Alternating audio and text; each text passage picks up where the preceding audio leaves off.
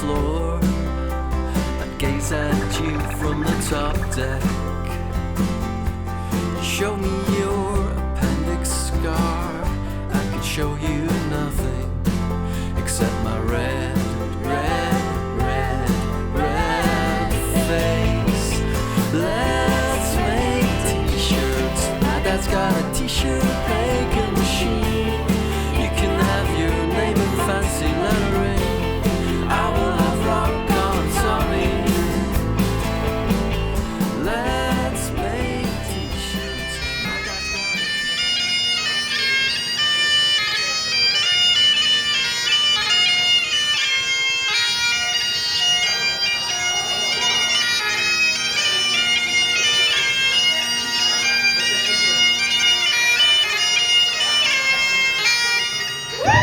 Thank you, Lauren Samuel, San Diego Bagpipes. Thank you very much indeed. You're going to see a really great micro-budget movie. It's already been BAFTA nominated twice for its script and score. It's also been shortlisted in the Celtic Media Festival and chosen to play at the San Diego International Comic-Con Film Festival. Woo! Electro Man was a pretty cool concept. It to me gave me a lot of insight as to what comic culture is like in other parts of the world, including Scotland. I enjoyed the movie immensely. I thought there was some lines in it that just cracked me up. I was laughing out loud. It was so much fun. It was a cool, well-made film. It was fun. Thanks very much. Thanks for coming, everybody. I know there's a million other things to do in San Diego tonight. My name's David Barris. I'm the director and co-writer of Electric Man.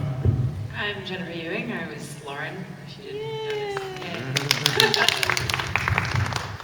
And I'm Scott Mackay, writer. The convention, was that actually a convention happening? Did you guys set that up with people in the film? What was that? The convention was not a convention happening. There aren't that many conventions in Scotland anymore. There used to be in the past. There's now two probably pretty good ones. There's one in Inverness called High X, and the Glasgow Comic Con has been pretty much on the go for the last 2 years. Obviously Glasgow, for those of you who love comics, and I suspect you do if you're at Comic Con, has obviously Mark Millar and Grant Morrison and Frank Quietly, otherwise known as Vincent Dane. But the Comic Con in the film was set up in a kind of hippie cafe, is the best way I can describe it. This bunch of kind of bohemians had taken over this cafe space and a hall up above it, and we had about 50 or 60 extras. And we just basically populated it with comic people we know. So a lot of the people in the Comic Con are Scottish small press. We had guys from Wasted, which Frank Quietly's worked for, and I think Grant's worked for that. But then we had comics from Deadhead Comics, the shop that we just got loads of comics from Deadheads and just spread them all out and got real artwork from other comic book artists. As I say, about 50 people, and tried to populate it as best we could. But I haven't watched things like, is it Chasing Amy that Kevin Smith's got a Comic Con in it? I thought we did an okay job, to be honest. I don't know what you think, audience. Oh. So is Deadhead's a real place then? Deadheads is a real place. If you ever go to Edinburgh, you have to go to Deadhead Comics. Okay. The owner of Deadhead Comics is in the film. He's the guy in the graveyard. I'll give the mic to Scott, and Scott will tell you a little bit about Gavin Austin. Gavin Austin, the guy who owns Deadhead Comics, the shop, the guy in the graveyard. We've shown this film quite a lot in the UK. One of the things that people say to us when we're in the bar afterwards is, God, you did such a good job of the CGI on his teeth. No, they're like that. He did such a good job of playing a maniac. No, it's like that. Dave was ready. We had him on set. It was wet, windy, raining. It was a dark night in Edinburgh, the only Edinburgh night of the shoot. And Gav would do a brilliant job of coming up and going, "Ah!" And then Dave would go, "Gav, you have to wait until we say action." I was getting a kick out of all the references to the Bogart films and such, and I love the Lauren Bacall. Yeah. But I didn't catch the Archer reference until the end. Is that deliberate from Yes, Jason Archer is named after Bogart's character in The Maltese Falcon. From the very, very start, we wanted this film to be we always pitched it as The Maltese Falcon meets Clerks. And it's not so much Clerks really, it's just because it's set in a comic shop, we thought we'll pitch it Clerks and we'll catch that Kevin Smith crowd.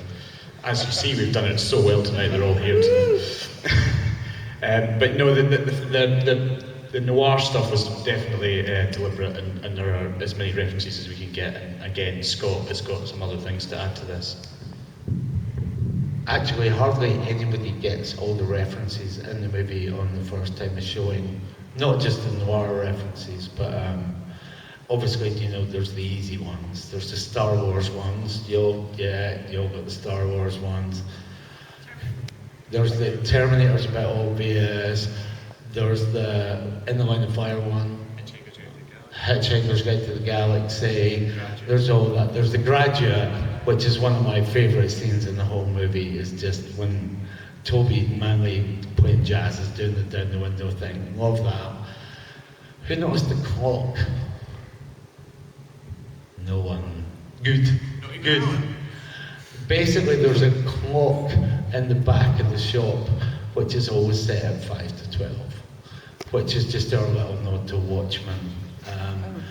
There are lots and lots of references. I haven't even gone through them all standing here, but what we like to do, we wouldn't do it in any other film or with any other script, but we thought these characters love comics and comic book movies and all that sci-fi so much that what we did was we just rammed everything in there that we could. I mean, one of my favourite lines is, "We're taking an awful risk here, Vader." And that was really easy to write because somebody had done it for me earlier. So thank you very much. Hey, first of all, I like the Ford prefect line because it was very not obvious. It was not a usual quote, but thank you. Very cool. I didn't catch it in the credits, but the score, the orchestral music, was it composed specifically for this? Good. Yeah, it was composed specifically for this. Great. It has been BAFTA nominated in the UK, in Scotland, for the New Talent Awards for BAFTA, as has the script. Blair Mowat, who did the score for us, bizarrely, Jen, who is from Port Townsend, just north of Seattle, her dad and her parents and her lived in Edinburgh for a couple of years, and Blair Mowat and her were in the same youth theatre group. Is that right, Jen? It is right.